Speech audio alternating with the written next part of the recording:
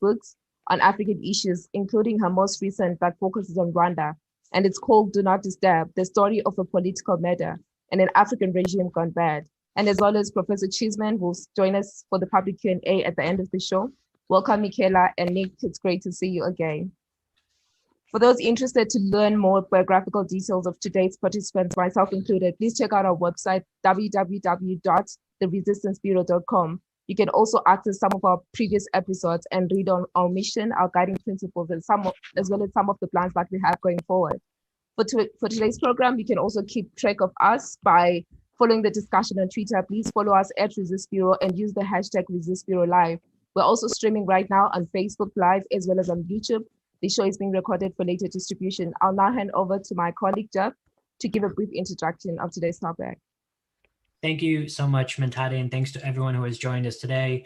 Our team and speakers alone are live right now from 3 different continents, which is a great testament, I think, to the show's global reach. So thanks so much to everyone. As many of our viewers will know, Western governments, and in particular the United States and United Kingdom, have long proclaimed their support for democracy and human rights in Africa and around the world. This outlook and strategy largely took hold following the conclusion of World War II. The Marshall Plan, a $15 billion development project enacted in 1948 with the purpose of rebuilding and strengthening Western Europe after the devastation of the war, is largely seen to be the most significant first step in this direction. This fundamental belief that robust democracies are good for business, peace, and stability has largely prevailed in the West to this day, even as the quality of democracy around the world was shown to have declined for 15 years straight by Freedom House in their annual report issued last month. And indeed, there have always been questions and well-deserved skepticism surrounding what leadership really is.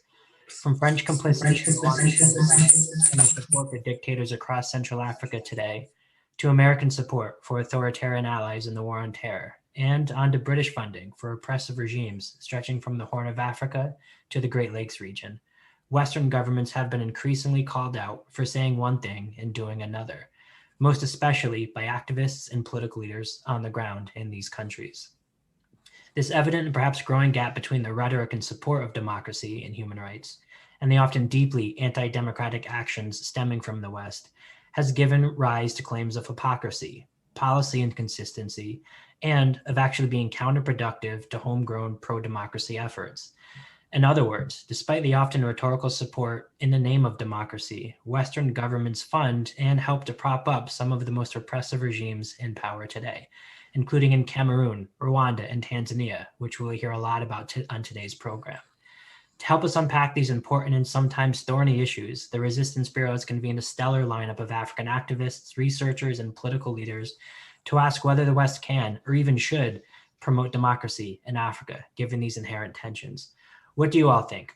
Have your say by sending us a message to our WhatsApp number, +263 77 623 8199. We definitely have a lot of issues to examine today. Mentade, what do you think? Should we get started? Totally. Thank you so much, Jeff. And Dr. Adekoya, I would want to start with you to set the foundation of our discussion today, because a lot of your work has looked at Africa's development in an expansive way, and you've been critical of some of the continent's leaders, including in Nigeria, the second biggest recipient of foreign aid on the continent. Has US and the Western support to Nigeria helped in building Nigerian democracy, or has that in fact had the opposite effect by propping up anti-democratic leaders? Thank you for that. And thank you for having me at this incredible event with all these incredible guests here. I'm really honored to be here. So I'd like to start my remarks on a more general sort of tone. So first of all, obviously, we use the term for the purposes of this debate, the West. But the West, obviously, like Africa, is a constellation of very different countries and on different continents, in fact, if we're talking about the Western world. And so, of course, Swedish foreign policy differs from American foreign policy, which differs from Canadian foreign policy, which obviously differs from French foreign policy. And so I think also when we think about the West, it's important to acknowledge the differences between particular Western countries. And some of them may be more desirable to work with, and while others may be less desirable to work with. So that's the first general point I'd like to make. I think the main skepticism, and a lot of it is well-founded among Africans with regards to Western activism, and I mean here Western both NGO activism and state activism with regards to democracy or anything else, is to do, the main skepticism among Africans is to do with regards to Western intentions and attitude.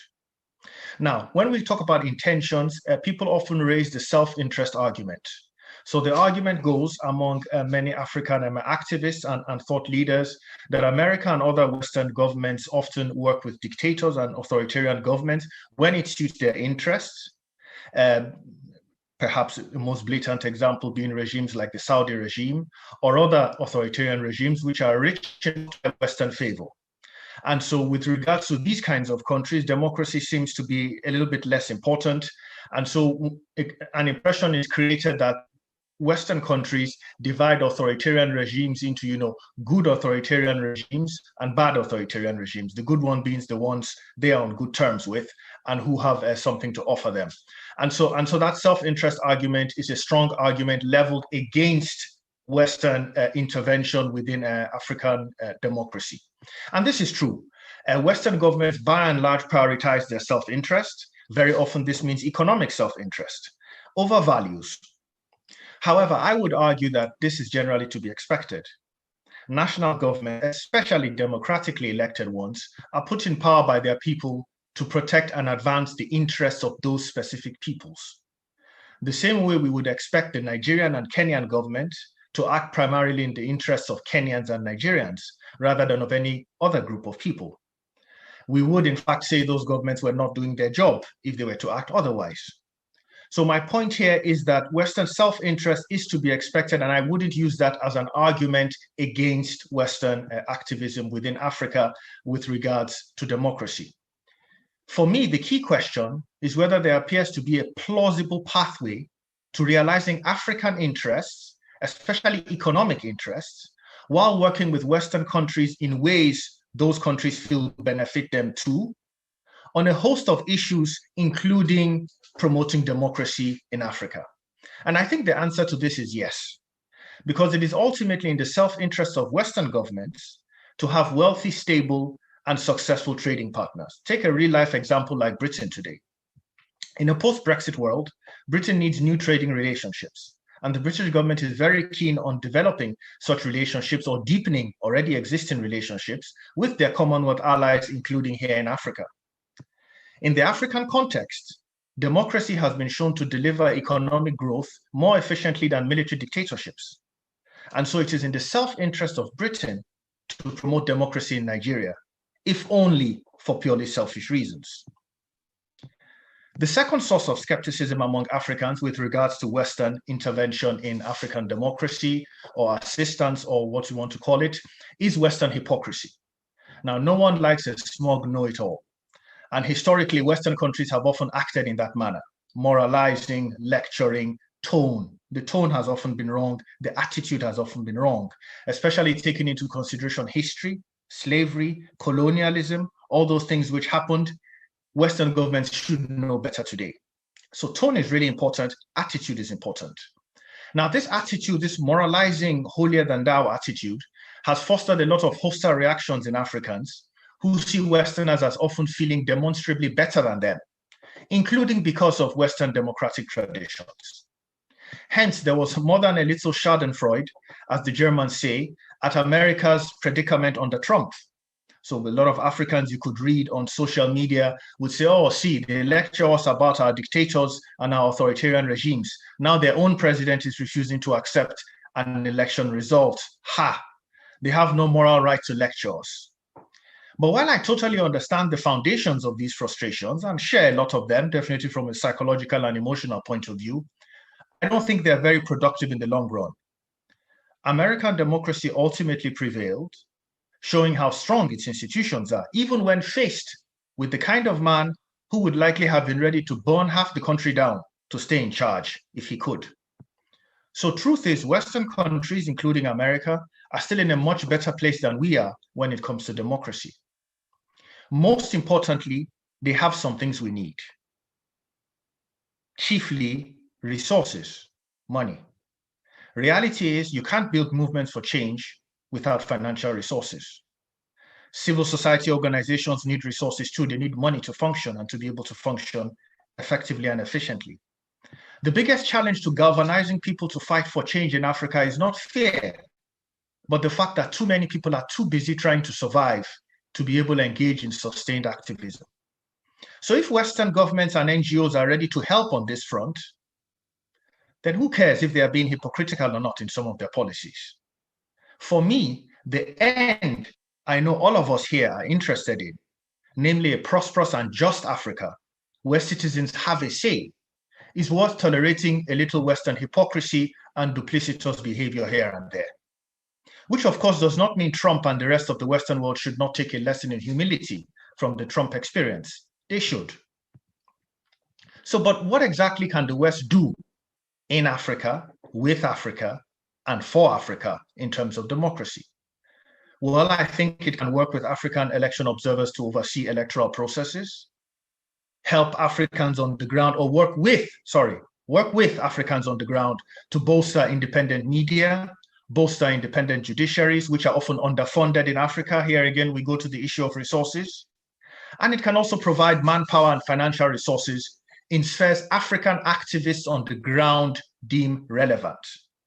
So what is really key for me in this relationship is that essentially, whatever Western activism, let's call it, both at a state or non-state level, is involved in promoting democracy in Africa, it should be activism that functions mostly on the feedback and recommendations it gets from its African activists on the ground.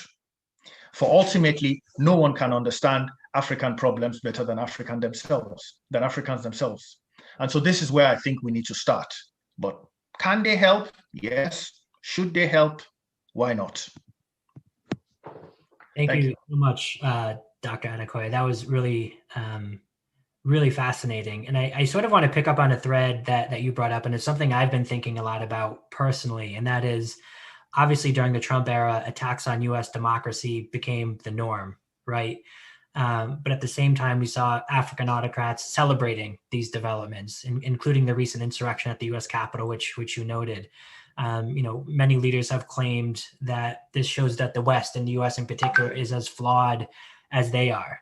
For example, we saw some social media posts from Zimbabwe's President Emerson Mnangagwa and comments from Uganda's dictator Yoweri Museveni making these exact points. That the West in general has no moral authority to lecture, which gets to your point about tone, right? So a sort of a twofold question for you: how can local actors on the ground in Africa, writ large, push back against this narrative? But then also, how can the West or the U.S. in particular, perhaps, recalibrate its tone to assist in these more local, homegrown efforts? I'd love your thoughts on that.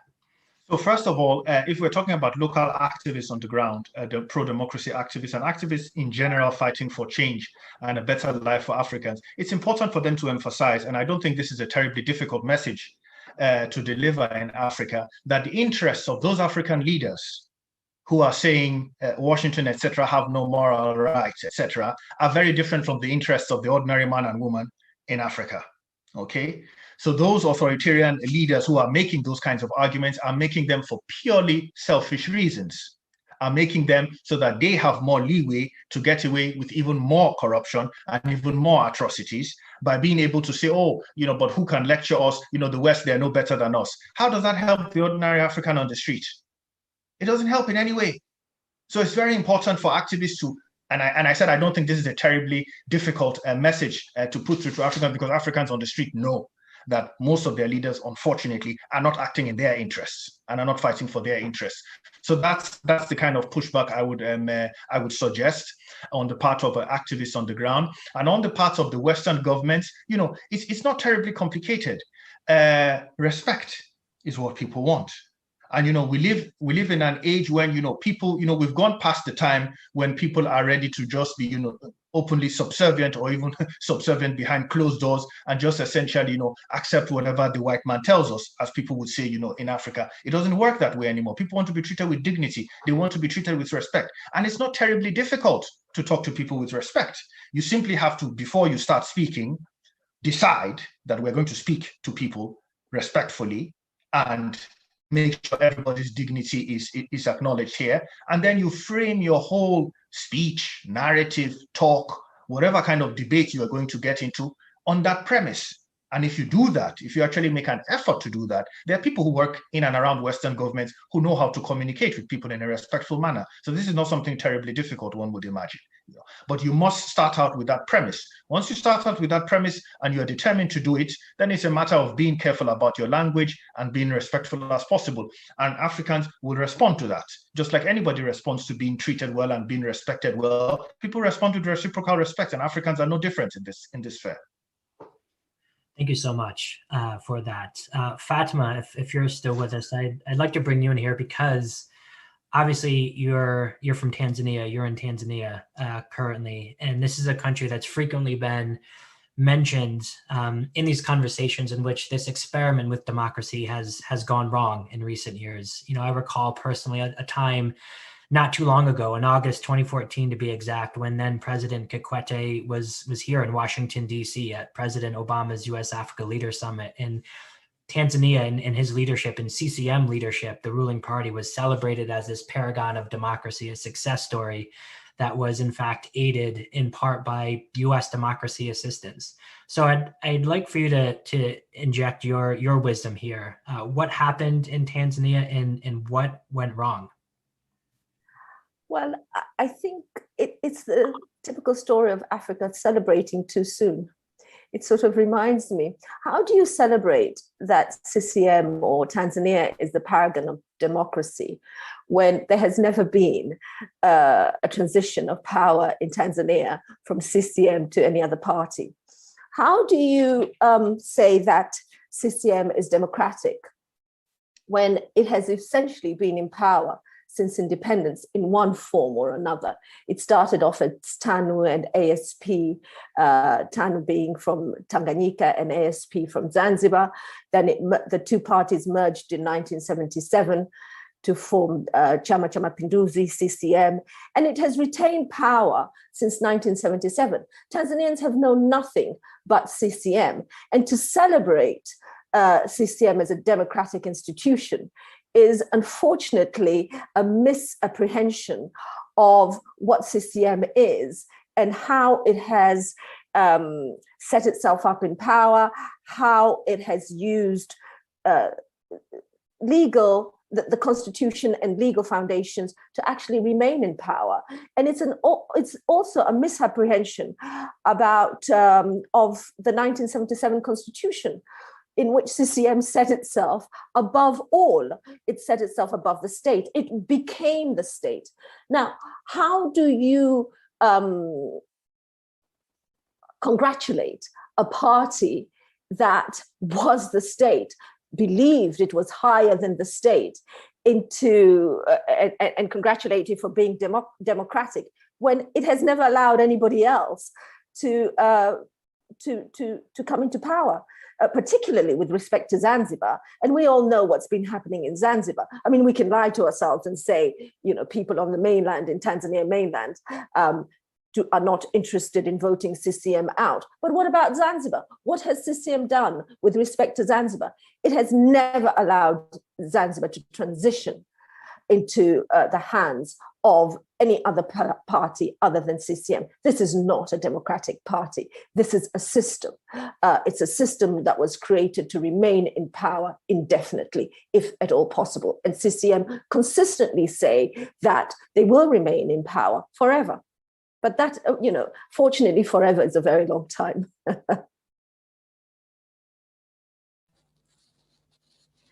Thank you so much, Fatma. Like when you're talking about a system that intends to stay in power for the longest, I think it's something that cuts across almost all the African countries. You look at the example of Zimbabwe, for instance, when people decide to question the government when it comes to issues of corruption, the response that they get is that it's not them, it's the West. It's always a question of the sanctions come in. And it's something that I really want for you to kind of jump in on, because when you're looking at how long the sanctions have been in place in some countries, I mentioned an example of Zimbabwe, they tend to be associated with the suffering of the masses. You discover that everyone else that seems to be on a sanctions list goes on with their lives, their luxurious lives, and the majority of the people are still suffering. So people have questions, are others working? But then on the other side of government as well, you realize that the West continues to sanction those people, but they just go on with their lives because, hey, China will bail them out, Russia will bail them out. So are sanctions, regardless of how targeted they are, an effective tool in the pro-democracy tool, or are they maybe a little bit too counterproductive? Are you asking me? Yes, definitely. Well, I think they are definitely they're definitely a tool that, when used effectively, they do have they are effective. I mean, I'm going to look at the case of Zimbabwe. We have an ambassador here from Zimbabwe who's sanctioned by the United States of America, and he's a general. And the best Zimbabwe could do was send him to Tanzania. And he's now an ambassador, a high commissioner of Zimbabwe here in Tanzania. Wouldn't he like to be in Washington, D.C.? I'd think rather more than in Tanzania, in Dar es Salaam. So I think they do work. And when we talk about the livelihoods of the normal person, the mwananchi, as we say in Kiswahili, look, sanctions don't impact the mwananchi as much as we'd like to say they do. Actually, it's government policy, bad government policy, that impacts the lives of the mwananchi. It is not the sanctions against Zimbabwe that are destroying the health system in Zimbabwe. It is ZANU-PF government policy. It's their lack of responsiveness to the people. It's the way they look at the economy. It's the way they're hoarding wealth for a few. It's the manner in which they have taken over land and insisted in giving it to a few of the ZANU-PF leadership and their cronies. This has all impacted life in Zimbabwe. To suggest that life in Zimbabwe has gone downhill because the West has sanctioned a few generals and so on is, I think, erroneous. We have to look at why we can't keep blaming the West for mismanagement, economic and political mismanagement of our countries, and we have to understand that political and economic mismanagement of our countries plays a huge role in poverty reduction or in increase of poverty. I mean, let's look at Tanzania. We just had a World Bank report that came out 2 weeks ago, and people living below the poverty line, we've had an increase in 1 year of 300,000 more. Can we blame the West for that? I don't think so. We have to put the blame at the feet of the people who deserve the blame. This is government and the lack of responsiveness and economic mismanagement, political and economic mismanagement. We can't keep blaming the West. Let's take responsibility for this.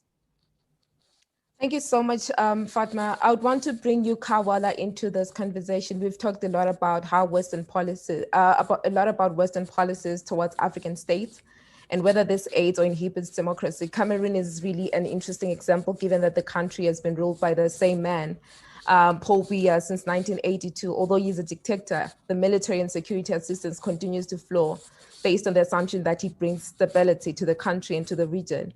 Has it played this role? And if not, would you advise US officials who might be listening today to recalibrate their policies accordingly?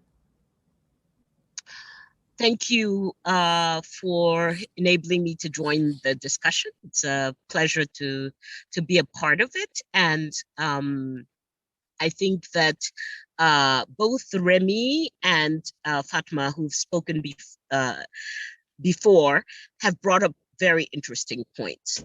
I think one, you cannot promote democracy. People a nation makes the choice to be democratic or not. And I think the challenge for us as Africans today is to get to that point where we can make these choices. I think another element which is important to realize, and it may sound a bit cynical, is that nations do not have friends, and they don't really promote anything except their own interests. And realistically speaking, I think Remy was making that point earlier. You know, I am somebody who has run for president of Cameroon, and were I to become president of Cameroon, all my neighbors would be dictators: Chad, Equatorial Guinea, and so on. Now, would it be realistic to expect that I would end cooperation with them, or I would not, you know, have relations with them because they are dictators? I think not. That would not be in the interests of the Cameroonians who have elected me. So I think that we must focus as Africans on ourselves and how it is that we are choosing, because it is at this stage a matter of choice.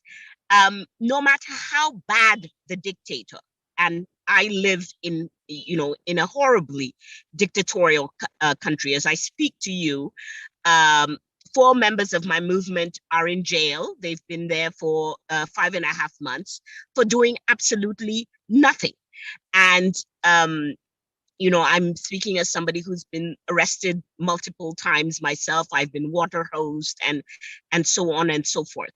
But no matter how terrible the dictator, what we know at this point from very recent African history, from Tunisia to Egypt to Burkina Faso, is that those dictatorships do not last. It's not a matter of weeks. It's a matter of hours and days. Once the population makes up its mind that the dictator has to go. Once the population makes up its mind, it's a question of hours and days for the dictator to go.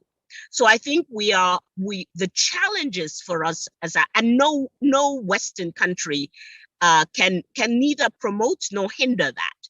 That is something that is built from within the country, and that comes to that decision-making point. So I think the challenges for most of our African nations is, how do we educate our people enough so that they are knowledgeable enough about their rights, so that they are courageous enough? But because in most of our countries, our biggest enemy is not the person who is in power, it's fear.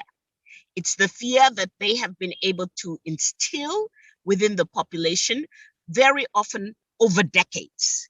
And so our challenge is enabling people to confront their fear progressively through education, through nonviolent action, through coming together through mobilization and organization. And there again, I would agree with Remy in that, is it good to get help from Western countries to enable that kind of grassroots education work and being able to train people at a grassroots level? Absolutely, absolutely. And I think also that it's important to remember that even in those relationships, most of the time in African countries, it's not another government that's helping a grassroots opposition movement. It's Western NGOs and civil society that are in partnership with movements on the African continent. And I think it's always important. Democracy is something that you continuously fight for. I think the usefulness of Trump was that he, in one of the largest democracies in the world, his presidency enabled us to see that democracy is something that the grassroots have to fight for continuously and perpetually. And I think that having help as you fight is a great thing, but it is us as Africans who have to decide. It is us as Africans who have to lead these movements. We cannot be on anybody's agenda. We have to be on our own agenda, and it has to be an agenda that is responding to the grassroots, but at the same time also informing and educating that grassroots, because the result of dictatorship for decades, the result of autocracy for decades is that people are afraid, and they often do not know their rights, and very certainly they do not have the confidence in themselves that they can stand up for these rights. And that is our number one job. I have to say that, you know, what the white people are thinking and what they are doing and what they are promoting is secondary, always. This is not our job one. This is really secondary, and our job one is with our people, building the ability to stand up, overcome these dictatorships, and also to be prepared for after the dictator is gone. Because let us be clear, we have also failed in Africa once we have overturned a dictatorship. And we have failed because we were not prepared. We have failed because we did not take into account the effects of dictatorship for so many decades. We have failed because we did not have a plan on how to dismantle the system beyond the individual. In my country, Mr. Biya has been in power for 38 years, but it's not an individual who is in power. It is an entire system. And if we do not have a plan as to how to dismantle that system and to rebuild a system that is just and that is democratic and that respects rule of law, the tendency will be that even if we manage to get rid of him, we will fall back into some form of dictatorship, as we have seen happen in Egypt. We see Tunisia and Burkina struggling with this.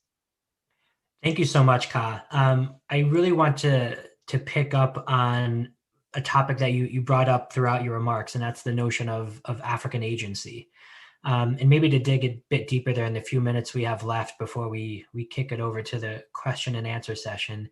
In your opinion, is there a risk that foreign governments promoting democracy in practice actually crowd out African agency in more homegrown efforts? Perhaps in your experience in Cameroon, what has been the effect there? And in your opinion, and based on your expertise, both running as a candidate for president, as you mentioned, but also being very vocal within the civic space, what is the most effective way to empower local and grassroots activists to push back against dictators like Paul Biya, for instance, in the anti-democratic measures that they often adopt and enforce?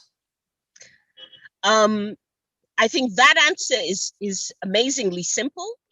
Get behind them, not in front of them, not beside them, get behind them. I think Africans living in Africa, we know what the solutions are much better than anybody else. We know, I am 56 years old. I've known Paul Biya for 38 years. I know his system. And so somebody coming from anywhere else cannot know better how to fight that system than I do. They can share experiences, they can share information, but ultimately I'm going to be able to devise the best strategies.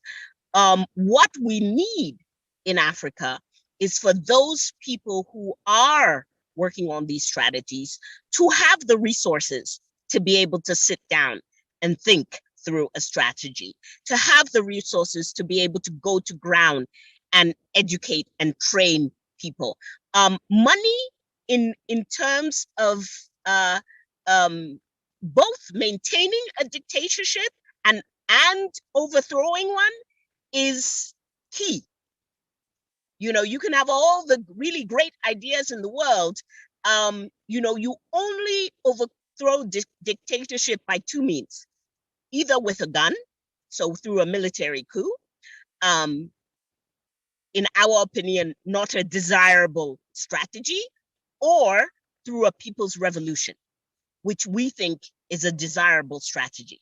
Now, a people's revolution requires you to be able to mobilize, educate, and train people so that you can have a nonviolent revolution. And that is where people need resources. The other thing that I would say to Western, both governments and NGOs, is that you cannot be afraid of us as opposition politicians. You would be surprised. One of the ways that Western governments get in our way is by maintaining the status quo and by being afraid to meet with us because we are of the opposition, by being afraid to invite us to a conference or an event because we are of the opposition, because, oh my goodness, what is the dictator going to think of the fact that I've invited it? I think that I often say that if the Western countries and the other African countries even, if you just held on the treaties that bind, the things you have signed together, the Universal Declaration of Human Rights, which all of our countries have signed, the African Charter on Democracy and Good Governance, which all of our countries have signed. Just hold your partner to that. Just hold them to the treaties that bind you. And if you do, believe you me, we on the ground will be able to do the rest. Absolutely. I think that's spot on, Ka. Thank you so much for that. And you also get extra points for doing this from your vehicle, which is super so well done. I think now we're going to turn this discussion over to my colleague, Nick Cheeseman, and today's discussant, Michaela Wrong, to get their thoughts on these topics we've been discussing, and also to check in on our WhatsApp channel to see what questions we've received for today's panel. So Nick, over to you. Thanks very much, Jeff, and a great discussion so far. I think we can definitely say the Resistance Bureau is one place that's not afraid of opposition leaders. So I'm glad that we're following that piece of advice. It's really great today that we have an absolutely stellar person joining me in Discussion Corner, Michaela Wrong, who many of you will know from a very influential book on Kenya, Our Turn to Eat, who is back with another book that I think is going to be just as big and just as influential, which is called Do Not Disturb, the story of a political murder and an African regime gone bad. And it's a particularly interesting book, I think, for the discussion we have today, because it looks at Rwanda. And Rwanda, of course, and international support for Rwanda has been one of the most controversial areas of international intervention in Africa in recent years. But before we get there, Michaela, maybe you could just tell our listeners a little bit more about the book, what brought you to write it, what you think are the big messages that come out of it, and then we can talk a bit more about what that says about international intervention. Thanks very much, Nick, and thank you for inviting me. This is my first time on the Resistance Bureau, and I've already really enjoyed it. So Do Not Disturb was triggered by the murder of Patrick Karegeya, the former head of external intelligence for Rwanda, who was, as many people might know, strangled in a hotel room in Johannesburg by Rwandan agents who'd been sent from Kigali to carry out that execution. He was someone I'd known as a journalist. He was the guy you went in and met when you were going in to interview Kagame as a correspondent working in the Great Lakes. And it was a very interesting and shocking event because for so many years he'd been the ultimate loyalist. He had actually gone to school with Kagame. He had joined the Ugandan rebel movement that Museveni led in the 80s, and then he had joined the RPF with Kagame and taken part in that invasion of Rwanda that ended up toppling, of course, President Juvenal Habyarimana's regime.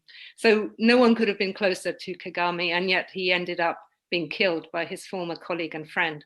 And what the book really lays out is how the RPF, the Rwandan Patriotic Front, moved from this sort of united band of brothers to being a revolution essentially in the cliche eating its own, and in which you get more and more people peeling away from Kagame, very unhappy with his style of authoritarian rule, very unhappy with the slide towards rigged elections, suppression of the media, suppression of all dissent and any challenges towards to Kagame, and that unhappiness infiltrates the elite around Kagame.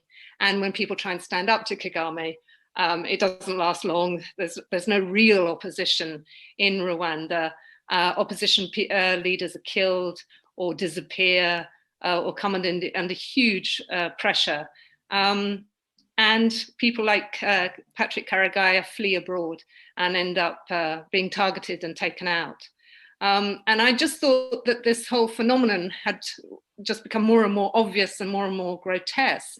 And I didn't see it being reported, with a few very notable exceptions. It seemed to me that it wasn't really reflected in the kind of responses that people were giving to Rwanda as a favorite donor partner, as a much respected ally, as an example of the way leadership should go in Africa, with Kagame constantly appearing in Davos and constantly being invited to talk on American campuses, and Kigali hosting the African Union Summit and various other key summits.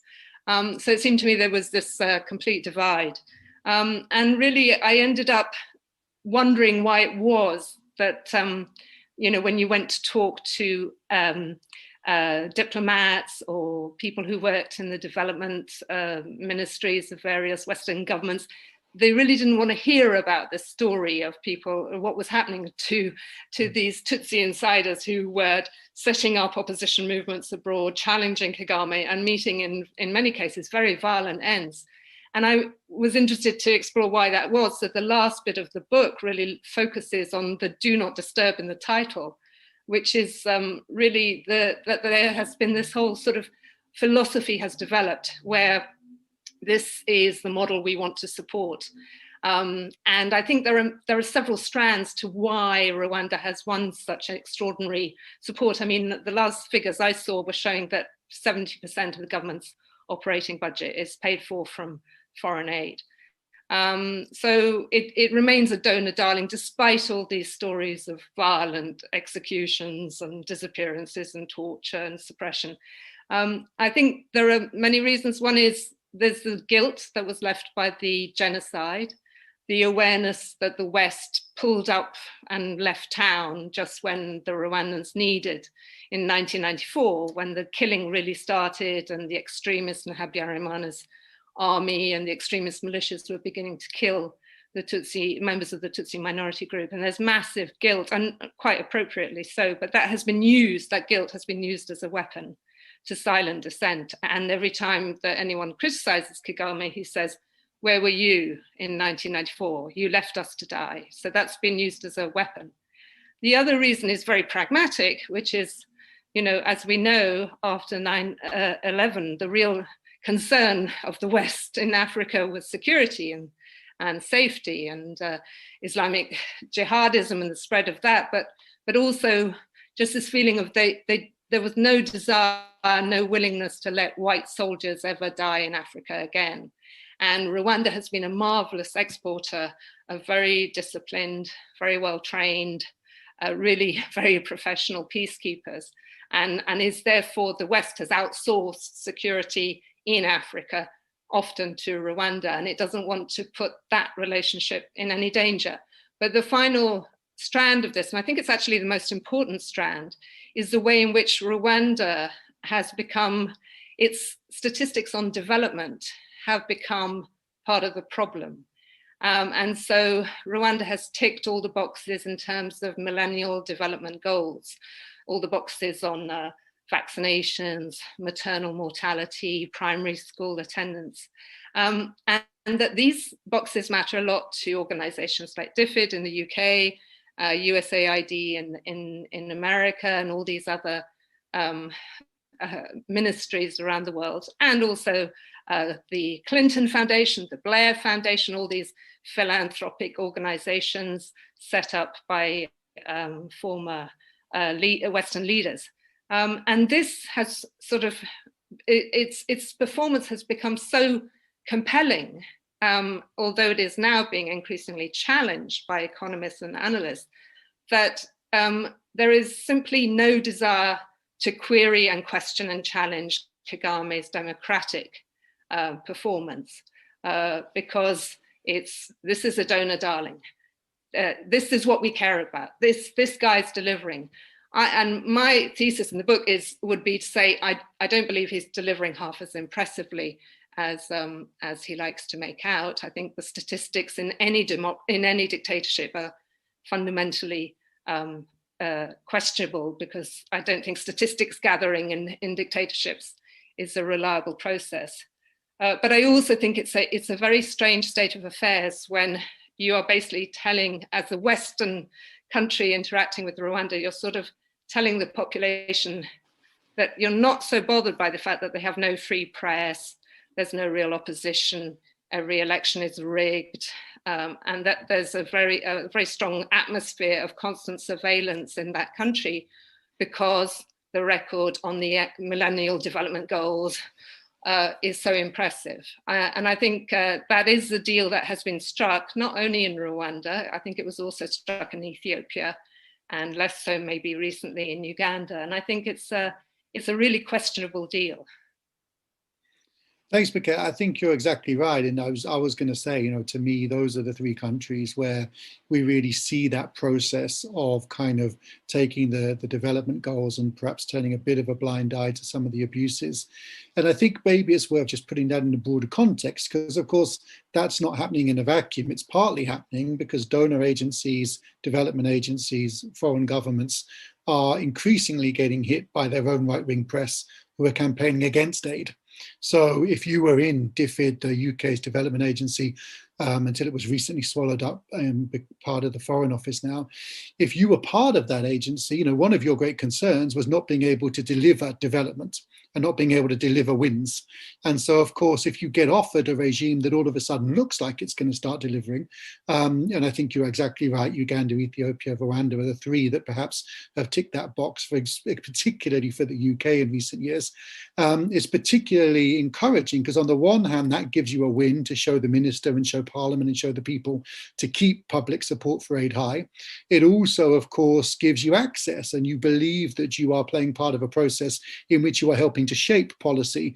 And of course, when governments give you that access and say, come and help us, Museveni, for example, on HIV/AIDS was one of the only leaders in Africa at that time who was willing to play ball with what the West was advising. Kagame has done similar things on certain aspects of poverty reduction, Ethiopia and some areas of manufacturing and development. All of a sudden, all these kind of great plans that donors have can be realized, which is really exciting. But as you say, it then can lead to these really problematic circumstances. But I think it's really important to place that in that broader context of the drivers of this and to sort of understand why we get to quite such a problematic position.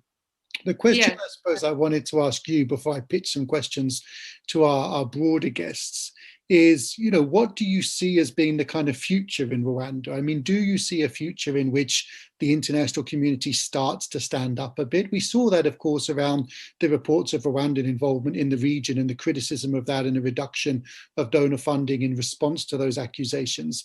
But we haven't really seen a kind of hardening of donor positions. Similarly, in Ethiopia, which of course you know well, we haven't really seen the West change its position despite all of the evidence we're getting of atrocities in Tigray. And I just wondered whether you think it's plausible for the West to kind of adopt the same stance for the next 20 years, or whether you actually think at some point someone's going to call the emperor's new clothes and they're going to have to start to engage more critically. Well, let me just start by saying that I strongly agree with what Kar said earlier, where she was saying, change is brought about by African agency and, the donors only ever play a kind of cosmetic role. there's always huge emphasis put on whether donors approve of or the conditionality of aid. But at the end of the day, change is always brought about by African agency. And we've seen that particularly in the Great Lakes. If you look at the track record of governments that have risen and fallen, and presidents who have been born and have died in the Great Lakes, it's never really just been because of Western intervention. But I think my feeling on Rwanda is that a sort of tipping point is approaching, because I think these reports that are really, that's what my book is about, is pulling together the thread of this sort of growing oppression and repression, which stretches well beyond Rwandan borders. What's so interesting is it sort of stretches into South Africa, into Canada, into America, Australia, Europe. I mean, Rwanda feels it has the right to intervene and chase people down, chase its critics down wherever they live, not just in its own area. But I think that those reports are filtering through. People are hearing more and more about them. Some of them, very few of them, have ended up in court, where embarrassing details about Rwandan government involvement are revealed. That's what happened with Karagaya's inquest in South Africa, where an awful lot of extremely embarrassing material came out in court in South Africa. So I think that's played a role, and I think people's views are tipping over. I also think, interestingly enough, it's that the Paul Rusesabagina case in Kigali, where the Hotel Rwanda former manager, who is accused of terrorist activity, was renditioned in very flamboyant and mysterious circumstances from Dubai to Kigali, and is now on trial. And now there are many critics, many people who say he certainly should be prosecuted for terrorism. He wasn't supporting this militia group. So it's going to be an interesting trial. But I also think that along the way, an awful lot of light is being shed on Rwanda and how it has changed. And that, the government that first took over and won the hearts and souls and minds of all the writers like Samantha Power and Philip Gurevich and ministers like Claire Short in the UK and Andrew Mitchell and Tony Blair, that regime has changed a lot. And I think that those details will be under a lot of examination, which previously they weren't. So it's possible that the trial itself may end up sort of blowing up in the regime's face. So my feeling is that a sort of tipping point is sort of is coming slowly down the tracks in terms of perceptions. I don't think in terms.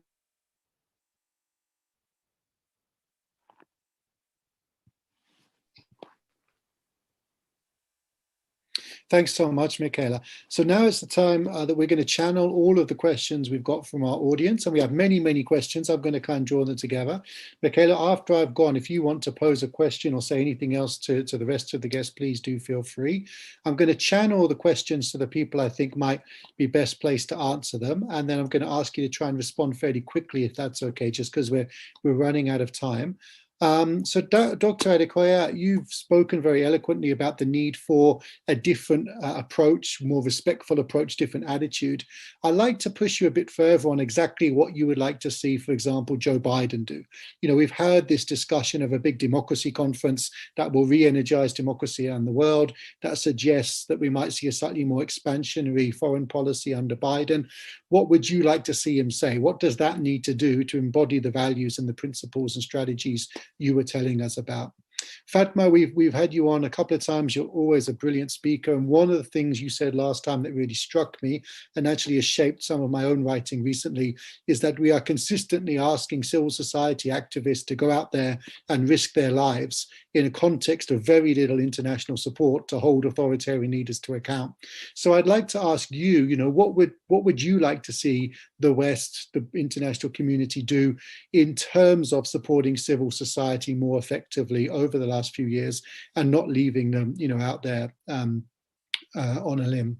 And then finally, Kat, again, great comments. One of the things I quite like to push to you is that I suppose, especially in the English-speaking world, there's sometimes a kind of smug idea that somehow, the UK and the US might be bad, but the French are worse than everybody. The French complicity in the genocide, the frequent use of French soldiers to put down democratic uprisings in French regimes. I'd like to ask you, from your point of view, whether you see that kind of differentiation between different kind of former colonial powers, and whether or not you see that there is a distinction there between the US, UK, and France, and so on. Michaela, anything you'd like to say before we push it back to the rest of our speakers for comments to take it home?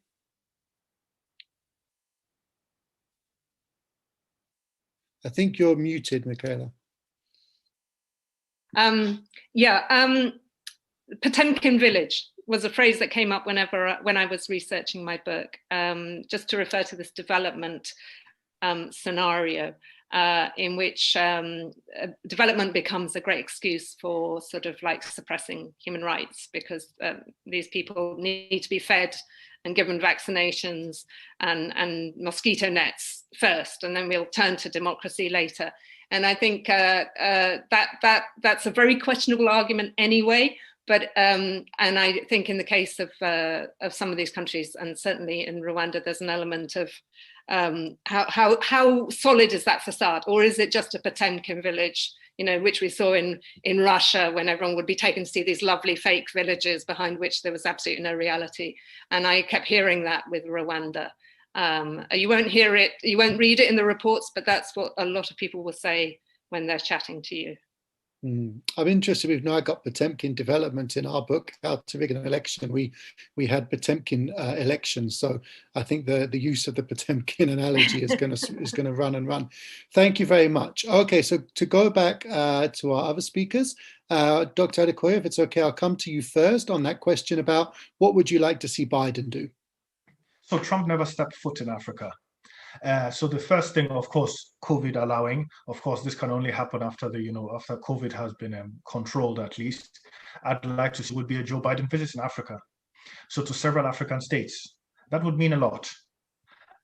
He could pick, 6, 7 African states, have an African tour, various regions of the country, and essentially sort of launch a reset, like we had the famous reset of the US, attempted reset of the US and Russia relationship, a reset of the US-Africa relationship. So I think a presidential visit would mean a lot to people symbolically, and symbolism also matters. And here we come into the respect, dignity argument I'm talking about. So it would mean a lot to people. It would send a signal to Africans that the US cares. Biden is a good sort of purveyor of that kind of I care message. Because of his personality and the kind of person he is, it's sort of buyable from somebody like him, the I care message. But okay, what else apart from the I care message? Obviously, a US presidential visit, it's not just the president going there and his bodyguards or his security detail. There's, trade delegations go with him, entrepreneurs usually accompany the US president, and there's a whole entourage around him, NGOs and all sorts of people who go, and that enables the sort of starting of real ground level or grassroots interactions, again, between Americans, let's call it, in those sectors I'm talking about, and Africans on the ground. So these are the kinds of things the US presidential visit could start. He could announce a program, to help, strengthening democracy. There's a lot of criticism we can level at, and I know this is perhaps not a perfect analogy. There's a lot of criticism, of course, we can level at, George Bush and Iraq War and everything, but his PEPFAR program towards fighting AIDS in Africa there was incredibly helpful and incredibly successful and well organized, So I would love to see a, PEPFAR-like program channeled into some other African sphere. I don't know, perhaps promoting democracy, perhaps focusing on economic growth, some other African, but to see a program like that with significant resources devoted to it, significant manpower also devoted to it, and it worked, it saved lives. So if we could see something like that, I think it would also be a positive signal, both on the symbolic side and on the real life sort of, grassroots side. There should be people in that US presidential delegation meeting with people like Carr, and discussing, what do you guys need? What do you need? Not that we will come and tell you, like she said, what we think should be done, but what do you need? It's as simple as that. You know, the rest will go from there. Thank you very much. Great answer. Fatma, we're going to come to you now, if that's okay. And the question about, how can the West better support civil society? Thank you very much. Well, you see, I've had several conversations with representatives from the West, donor countries from the West, and also representatives of institutions that fund our governments. And the thing that I hear frequently is, look, Fatma, you, and they say this amazingly, without any shame. Oh, look, Fatma, you come from the elite. You're highly educated. And your friends here we're talking to are highly educated. Of course, your concern will be democracy. But the people in the villages, they are not concerned with democracy. They want to eat. They want vaccines. They need education. They need schools. Their concern is not democracy. I find this extremely patronizing, and it's a form of racism. It goes back to, the concept of slavery, that somehow Africans, we don't have souls to feed. We only have bodily needs to fulfill. We need food, we need education, but what type of education do we need? So the education that is being promoted by the very dictators that we do not like, the idea that someone in the village does not comprehend democracy, the idea that someone in the village does not comprehend self-will and individualism, and the ability to actually, the need to say what they want and to be respected for what they want. And the idea that someone in the village does not understand devolution of power from central government, that is completely, I think it's racist. And I'm happy to say that it really is patronizing. It is racist. Somehow someone, a villager, someone living in the village in England can understand that, but an African cannot understand that. What nonsense. So what I would like to see is really a lot of effort being put in to civic education with respect to responsibility of citizenry. It's not that Africans don't know that what they want. It's how do you go about making the people you have empowered responsible to you and accountable to you. This is really important because, that's where the disconnect is. And I don't want to take too much time with this, but, in 2013, Tanzania went through a process which unfortunately came to a screeching halt of we wanted to have a new constitution. And we had a commission, the Warioba Commission, that spent a lot of time interviewing these very same people in the village. And you know what they came up with, Nick? They all wanted democracy. They wanted accountability. They wanted the President of the United Republic, his powers to be curtailed. They wanted devolution of power, decentralization. These are not idiots. They're human beings like everybody else. And we like autonomy as human beings. What is democracy? What is human rights? It's about human dignity. To suggest that Africans in the village don't understand human dignity is frankly racist. And it annoys me extremely. And I don't want to hear it. It drives me absolutely bonkers. I agree with you. And I think it's one of the things in my work I've been trying to fight against for the last few years. And I hear it, I think you're right that it's racist, but I also hear it from certain well-placed African intellectuals who are close to regimes, who will also say to me that people in rural areas don't know what democracy means. And it's a constant critique of survey data. Oh, yes. The vast majority of people in almost every African society like the idea of elections. They want accountability. They support democracy. But actually they don't, because the surveys aren't right, because actually they don't know what democracy means. And just as you said, Fatma, in every, whenever people ask and actually go and say, what do you mean by democracy? People actually say things that people anywhere in the world would recognize as being central to democracy. Elections, accountability, free and fair elections. In almost every country in Africa, there's very high support for presidential term limits, which again is something that presidents will often tell you is not true.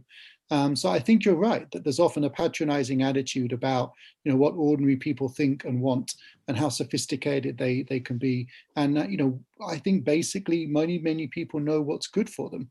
And they understand that having a say in democracy means they get to kick out poor quality leaders, and they're fed up of being led by authoritarian regimes that underdeliver on development. So I think that's a really important point. But it also frustrates me when I hear that from African intellectuals as well. I don't think it's just a Western predisposition. I think we need to fight that on all fronts. And I think you're absolutely right. We're running out of time. Otherwise, I would love to spend another 40 minutes talking about that. But Fatma made the point so well, I don't think we need to. Moving on to Cass. So I was asking you about whether or not you think there's a significant difference between, French, UK, US forms of kind of colonial rule and then kind of post-colonial relationships.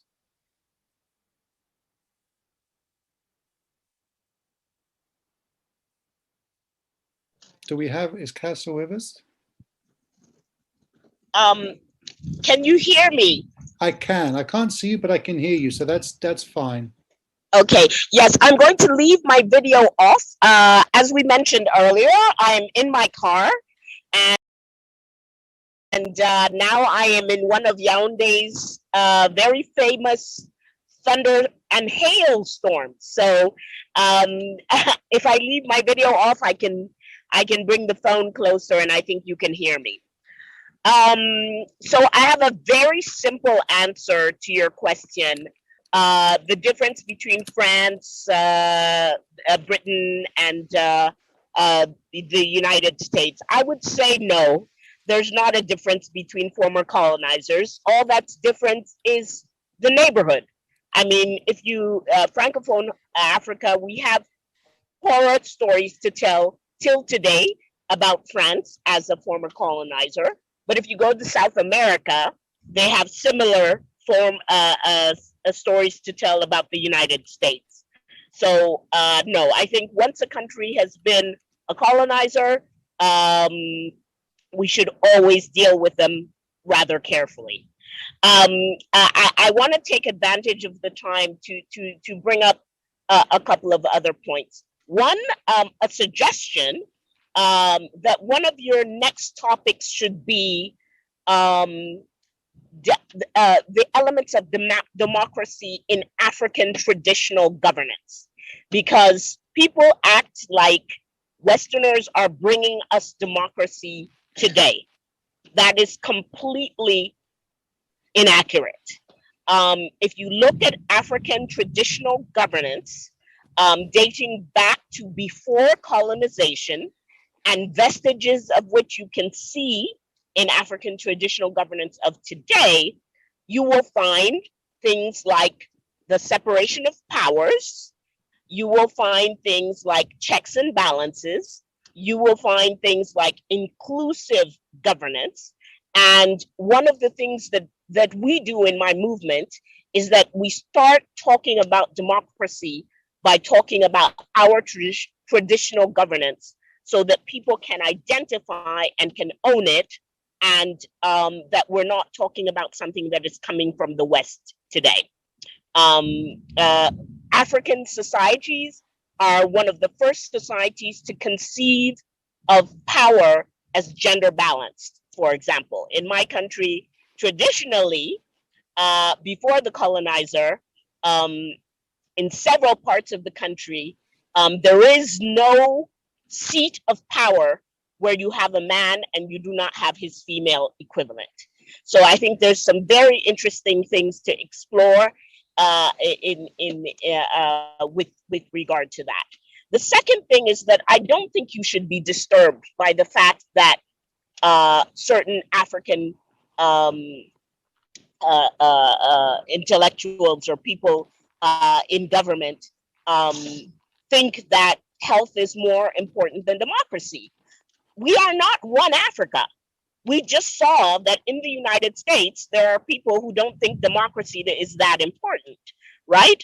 So we are a diverse continent. Of course, there are people who think that autocracy is the best way to go. Of course, and especially if they're close to the regimes in power, then they even have self-interest to think that. So I think that we should also always admit that Africans you're going to have those who are pro-democracy and those who are not, and that's perfectly okay. The point is that, as we have seen in innumerable surveys, Afrobarometer and so on and so forth, the majority of Africans want democracy. So that's who we're going to listen to, and that's who we're going to fight for.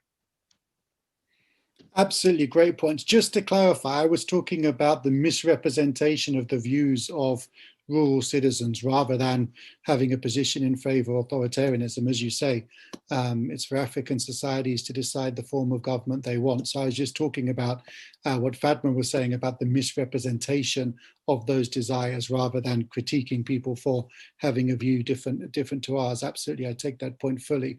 I think the point you made there about, misunderstanding Africa's history and misunderstanding the impact of colonial rule is absolutely fundamental. And maybe we should say a sort of shout out of solidarity to our friends in Ghana, the gay and lesbian LGBTQIA plus community, which is under attack right now. And one of the things that frustrates me the most is when I see that justified on the basis that anti-homosexuality is somehow an African value and homosexuality as a Western value, when of course anybody who has studied the history knows that his homosexuality goes back in Africa as long as anybody can trace history, and actually homophobic attitudes were institutionalized under colonial rule. And I think that point about actually paying attention to African history and the way in which African history demonstrates to us that African societies often treated, for example, women in a much better way than colonial societies did, is a really important history lesson, because it not only teaches us something important about colonial rule, but it also shows us that some of the things that are said to be African values today are not in fact African values, they're historical colonial values. And I think that's a really important point to keep in mind as we see some of the LGBTQIA plus community in Ghana being attacked in the streets. Wonderful discussion. Thank you so much, everyone, for your brilliant comments. We've run a little long, but I think everyone at home will agree that it's because we've had such a brilliant discussion. And with that, I'm going to throw it back to Jeff Amantale to close us out. Thank you so much, Nick. That was a very interesting conversation. And obviously, I wanted to go on, but that's all the time we have for today. So thank you so much to our viewers for tuning in, and thanks especially to our brilliant panel and to the author, Michaela Rong, for joining us. Our entire team looks forward to keeping in touch with all of you, as well as just tracking and highlighting your important work as we move forward. In the meantime, you can also just keep up to date with the Resistance Bureau by visiting our website, www.theresistancebureau.com, and subscribing to our newsletter there. We also encourage you to follow our social media platforms on Twitter, Facebook, Instagram. Just look for the Resistance Bureau. You'll actually find a lot of the information from the previous shows, reading materials, as well as some of the episodes that we've done before. As a final note, putting this show together would not be possible if it wasn't for the team effort that continues to bring it to life. Thank you so much to our advisory council, and a special shout out to our colleagues, Peter Dory and Dondon Saga, who are working hard behind the scenes to make this show a success. From myself, Mandata Mlojo, my co-host Jeffrey Smith, and the entire team, thank you so much for joining us today. Be safe out there, keep fighting the good fight, and we will see you on our upcoming show. Thank you. Thanks, everyone.